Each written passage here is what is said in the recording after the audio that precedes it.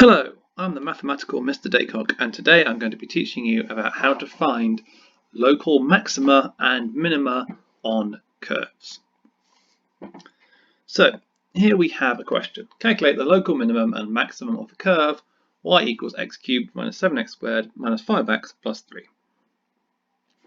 And the curve is given here in a graph form. So what do we mean first of all by a local maximum? So the local maximum of this curve is here. And we have a good guess of what it's about. It looks like it's a little bit less than 0.5, so maybe 0.4, and it's just above 40, so maybe 41. But we don't necessarily know right now. But we can have a bit of a guess. And now why is it a local maximum? Because as you can see, everything around it is lower than it. It is the top of the curve. It's not the absolute maximum, because if we look at the curve over here, it goes up further, but it is the local one. Equally, down here is the local minimum. And again, we can have a guess. It looks like it's about 5 and then maybe 30, negative 30 something. Again, don't know exactly, but we can have a sense of what it is. Now, how do we get those exactly? How do we find those exact points? Now, the key thing is to go to differentiation again. Because what these local minima and maxima have in common is that the gradient at that point is flat. The curve is momentarily perfectly flat at that point. Just instantaneously, just in that second, but that means the gradient is 0. And so this is the key rule for a local maximum, or that's not an or minimum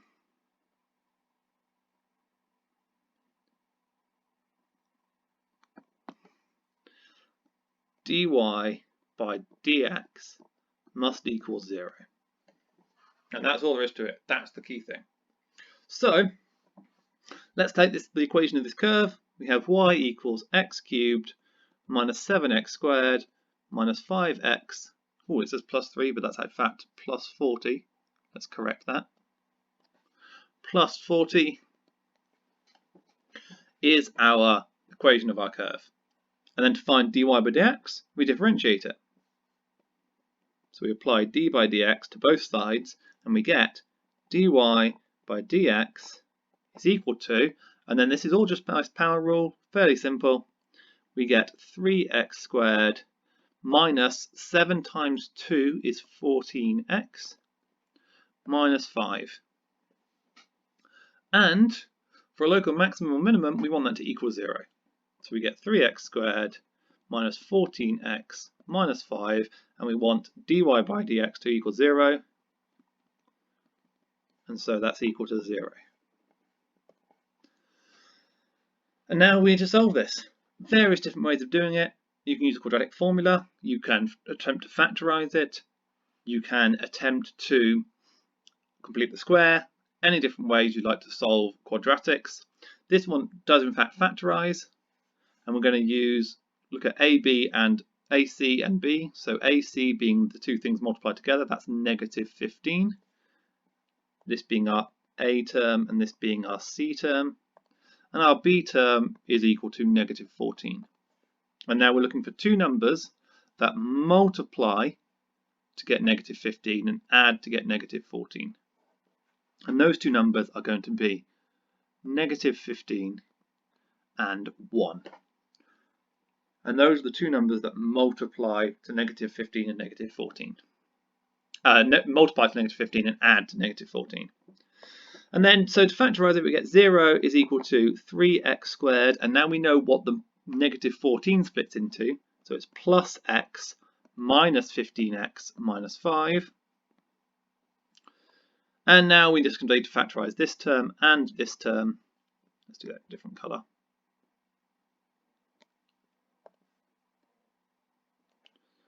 This here, the only common factor in the red term is x. And we get 3x plus 1. And the common factor in the blue term is negative 5. So I'm going to take out negative 5. and we're left with 3x plus 1. And that's really nice, because notice there's a 3x plus 1 in each part. So I'm going to factor out the 3x plus 1, and I get 3x plus 1 multiplied by x from the red term is what's left over, and minus 5 from the blue term is what's left over. And there we go. We've factorised this. Our quadratic factorises to 3x plus 1 and x minus 5, and that equals 0. And so our 2x values must be x equals minus 5 from here, and x equals negative 1/3 from here. And if you go back to our graph, we can see that we were pretty close with our points. We said 5 looked like the likely one for this one, and that was correct. But we said 0.4, but in fact it was exactly a third for that one. So nearly right, but not quite. So those are our 2x values. That doesn't give us the points though, because we also need to know where they are on the curve, what this value is here and what this value is here. And that's just a matter of plugging these two values into our original curve, which was, if I remember correctly, y equals x cubed minus 7x squared minus 5x plus 40. And then we just plug those two values in. So we're going to get y for the x equals 5, we get y equals 125 minus 5 times 5 is 25, 25 times negative 7 is 175, then subtract 25 and add 40. It's actually not too bad to work out. We get y equals 125 plus 40 is 165, and we're subtracting 200, and that gives us exactly negative 35. So we have 1 point, which is 5, negative 35. And then we want to plug in x equals negative 1/3. So we get y equals negative 1/3 cubed minus 7 lots of negative 1/3 squared minus 5 lots of negative 1/3 plus 40. And this is going to give us negative over 27. And again, you can use your calculator for this. Not too bad. Plus, minus, because negative 1/3 squared is positive, and then we multiply them by negative, so there's 3 negatives here. So we get minus 7 over 9 plus 5 over 3 plus 40. And for these fractions, we want to find a common denominator, which will be 27. So we get negative 1 over 27 minus, multiply by 3, 21 over 27 plus 15, multiplying by 9 for this one, so 45 over 27 plus 40.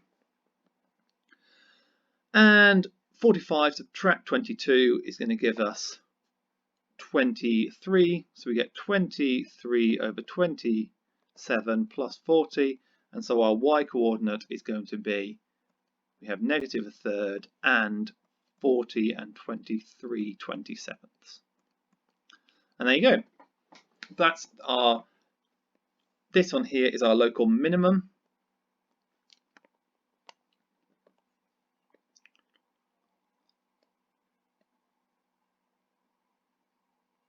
And down here we have our local maximum.